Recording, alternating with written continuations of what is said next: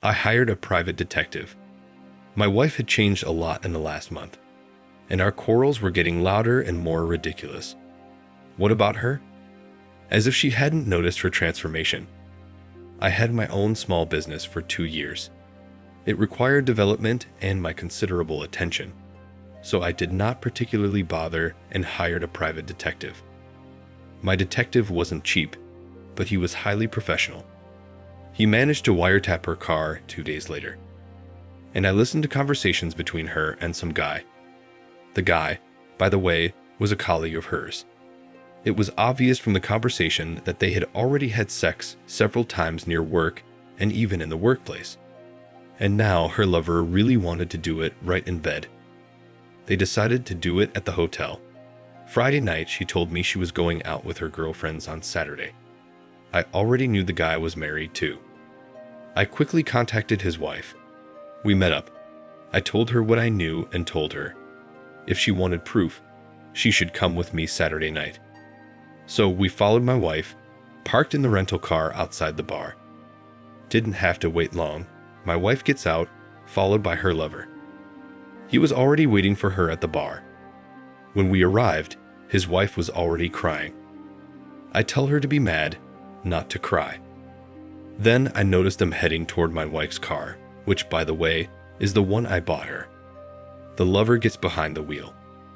They arrive at an inexpensive hotel not far from the airport. I suggested that the lover's wife wait a while so they could get undressed in time.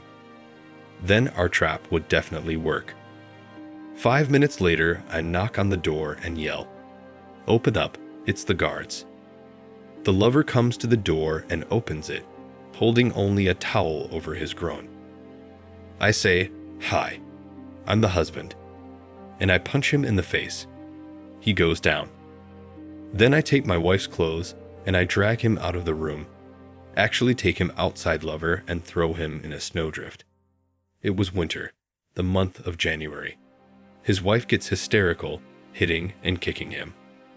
I go into the room again. My wife is sitting on the bed. She's shaking, mumbling, "You shouldn't have known." I got even angrier at these words. I also drag her out of the room and drag her to the parking lot. I record her on camera.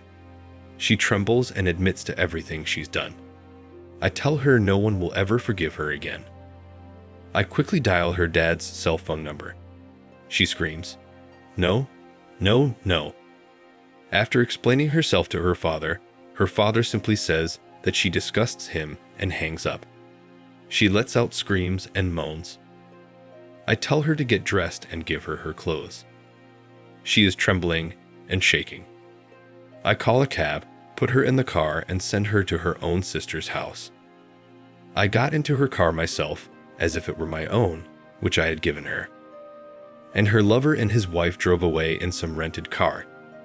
Then, on Monday, I call her boss. After I told him about the actions of his 2 employees, and I told him that their continued presence in his company would force me to sue him, since I have good connections in the bar and the courts. Nonsense, of course, but it worked. He fired them both. Then he packed up his wife's things and took her to her sister's house. It took her 2 more days before the shock passed.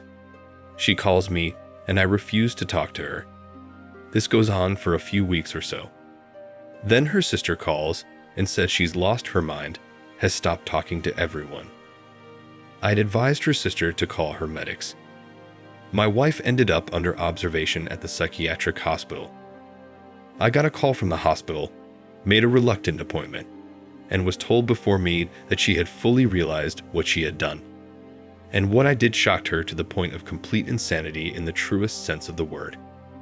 Her psychiatrist said she was having a serious nervous breakdown from her experiences, including the crushing humiliation I caused when I made her confess while standing in a public parking lot, half naked.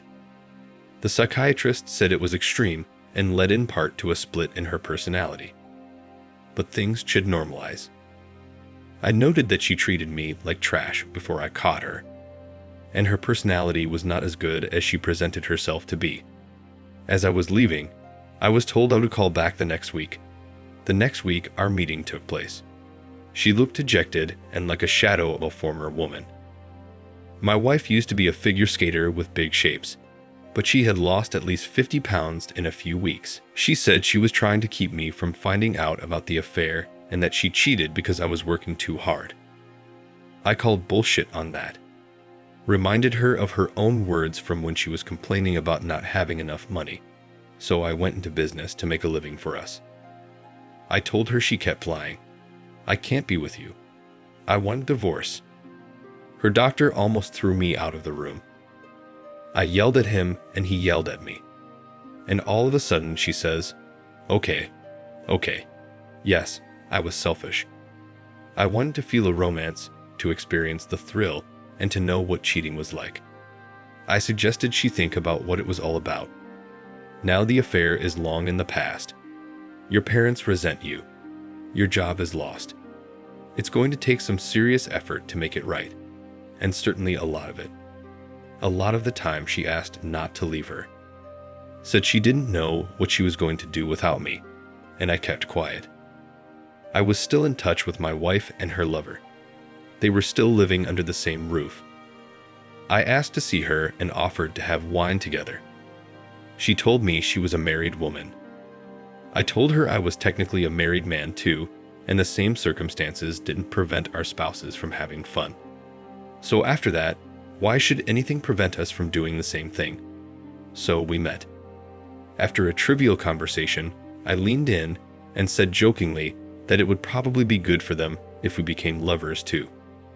I expected a polite rebuff, but to my surprise she smiled and said, "Please don't take me to that lousy hotel." We booked a very nice room and spent the next 3 days getting to know each other. And that went on for about 2 months. While I was thinking about what to do next, to be honest, the anger had subsided, and I thought about leaving everything as it was, but something kept bugging me, and I decided to get a divorce after all. And now 2 years have passed, and I am grateful to fate for this incident, because it was only now that I felt what real life is like, and I wish you the same. Write your opinion in the comments, and we'll move on to the second story. Second story. Perhaps someone has experienced similar situations as I have. My story is quite simple, and at the same time full of unexpected events and climaxes. So, my name is Stanislav and I am 37 years old. I am quite successful in my field, running my own small business. I live in a small country house and do not deny myself anything. But this is now. And it all started with the fact that first I had to go the way of total meanness and betrayal. So, I'm 20 years old kid came to a strange city and was completely alone. Except that sometimes my parents helped me. I went to college by correspondence, and in order to rent a room, eat something, pay for my studies, and buy some clothes, I had to work very hard.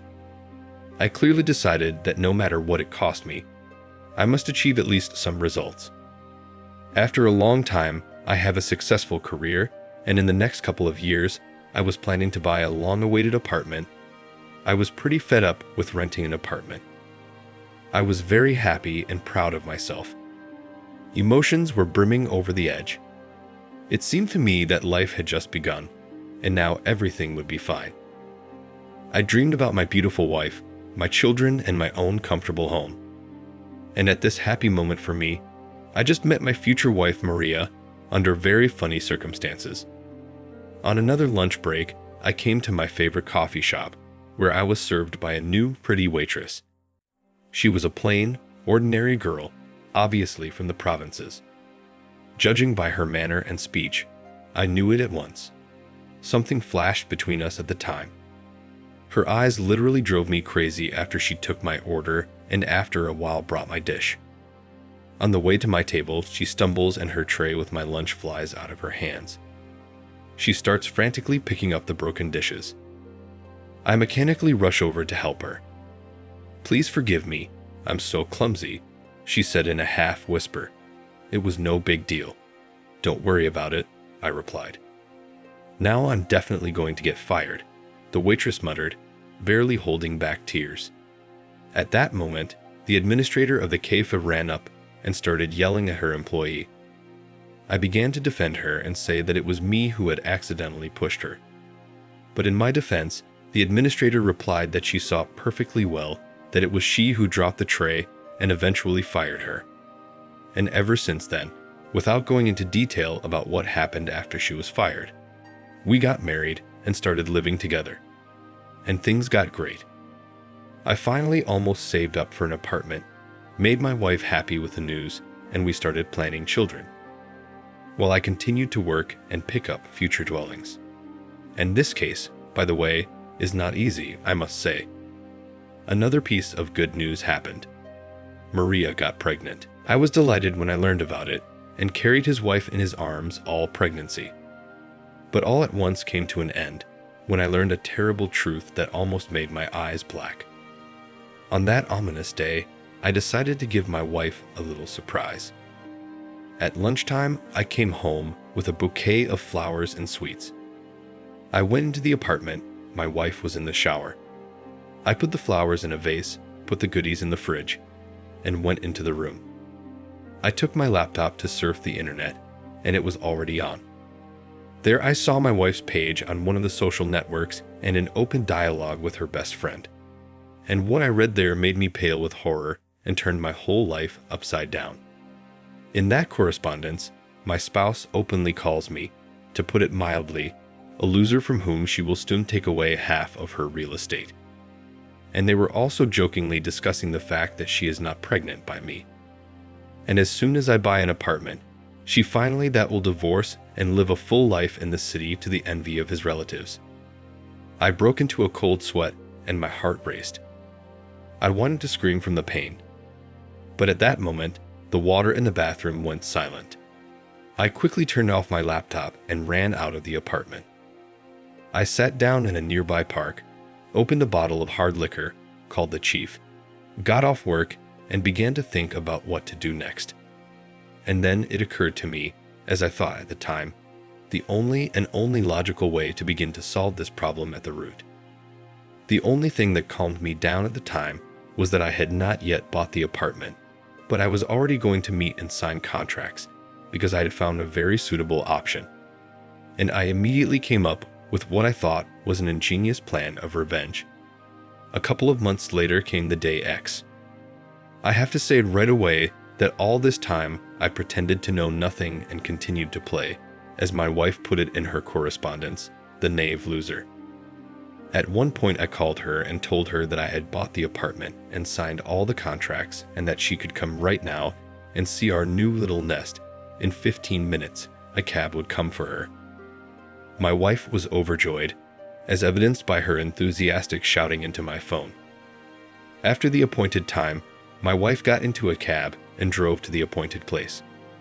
When she got out, she was pretty surprised and didn't understand what was going on, because the cab driver took her not to the doorway of her new panel house, but to the train station.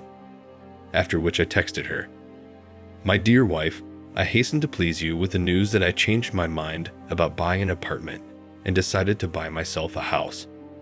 Why myself? Because we are getting a divorce. Half of the real estate from the knave loser will not be taken away, because after your plans, I, with the best lawyer in town, has drawn up all the papers on the parents. I wish you all the best for you and your future child. I think you have already guessed that if anything happens, I will have no trouble getting a DNA test. Good luck, sweetheart, finding not a knave guy in love to hang on to in the city, but a lot of brains to hang on to in life. And since then, we divorced, and I never saw her again. I do not strive to build a serious relationship. I live for my own pleasure. I communicate with different women, if you know what I mean, and do not deny myself anything. Found a hobby, which has grown into a lifelong business, because it's certainly not a child from a stranger's uncle will give birth to you. That's the story of the hero of our story. Write your opinion in the comments.